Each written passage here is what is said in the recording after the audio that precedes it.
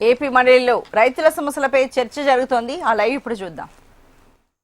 300 ఎకరాలు వేకెంట్ గా ఉందని, ఇంకా ఆ 300 ప్లాట్స్ లో కూడా ఇంకా 129 ప్లాట్స్ ఖాళీగా ఉన్నాయి అధ్యక్ష. ఇది తీసుకొని 1995లో తీసుకున్నారు అధ్యక్ష.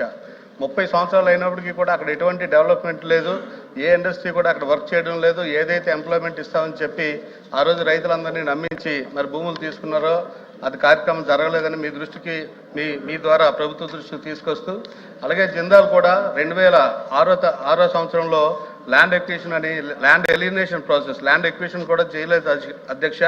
చేయకుండా అక్కడ ఉన్న ఎవరైతే ఎస్సీ ఎస్టీ రైతులు ఉన్నారో వాళ్ళ భూములన్నీ కూడా ఎలిమినేషన్ పద్ధతిలో తీసుకొని ఇప్పటికి 18 సంవత్సరాలు అయినా కానీ అసలు ఆ కంపెనీ వాడు అక్కడికి ఆ భూమి మీదకి రాలేదు. రైతుల ఆధీనంలో భూములు ఉన్నాయి. ఇప్పుడు గత జూన్ నెల నుంచి కూడా పోలీసుల్ని అక్కడ పెట్టి పోలీస్ యంత్రాంగాన్ని పెట్టి రైతులను బలవంతంగా ఖాళీ చేసి ఎంఎస్ఎంఈ పార్క్ చేయడానికి అది ప్రభుత్వం అలాగే కంపెనీ కూడా ప్రయత్నం చేస్తున్నప్పటికీ కూడా రైతులందరూ కూడా కోర్టులో కూడా ఆశ్రయించిన పరిస్థితి కూడా మీ ద్వారా ప్రభుత్వాన్ని మరొకసారి గుర్తు చేస్తూ, అంతేకాకుండా పతంజలికి కూడా భూములు ఇచ్చి 2013 తర్వాత ఏదైతే కొత్త భూ హక్కు చట్టం వచ్చిందో దాని తర్వాత ల్యాండ్స్ అన్ని అలర్ట్ చేశారు అధ్యక్ష. ఈ రోజుకి వచ్చి కూడా అక్కడ ఆ పతంజలి వాళ్ళు ఎవరు కూడా అక్కడ రాలేదు అధ్యక్ష.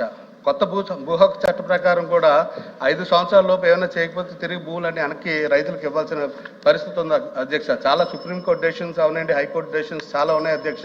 ఈ జిందాల్ ల్యాండ్స్ అయితే అవనండి, ఈ పతంజలి ల్యాండ్స్ అయితే అవనండి, బొబ్బిలి గ్రోత్ సెంటర్లో ఖాళీగా ఉన్న ల్యాండ్స్ అయితే అవనండి, ఇవన్నీ కూడా తిరిగి రైతులకు ఇవ్వాలని మీ ద్వారా ప్రభుత్వాన్ని కోరుతున్నాను అధ్యక్ష. అంతేకాకుండా ఎంప్లాయ్మెంట్ అని అభివృద్ధి అని ఒక పేరు చెప్పుకొని ఎవరైతే అసైన్ ల్యాండ్స్ ఉంటున్నాయో ఆ ఎస్సీ ఎస్టీ ల్యాండ్స్ తప్పించి పేదవాడు భూములు తప్పించి పెద్దంతా భూములు ఎవరు కూడా ఎక్కడ తీసుకోవడం లేదు అధ్యక్ష. ఇది చాలా అన్యాయం. ఈ ఎస్సీ ఎస్టీ ల్యాండ్స్ అన్నీ కూడా పేదవారు బతకడం కోసం ఇచ్చిన భూములు అధ్యక్ష. మనకు స్వతంత్రం వచ్చిన తర్వాత వాళ్ళకి కూడా సమాన హక్కులు ఉండాలని, అది కాకుండా ప్రభుత్వాలు వాళ్ళ భూముల్ని టార్గెట్ చేసి తీసుకోవడం కూడా చాలా అన్యాయం అని మీ ద్వారా ప్రభుత్వాన్ని రిక్వెస్ట్ చేస్తూ అటువంటి భూములన్నీ కూడా వెంటనే తిరిగి రైతులకు ఇవ్వాలని మీ ద్వారా కోరుతున్నాను అధ్యక్ష. మంత్రి గారు.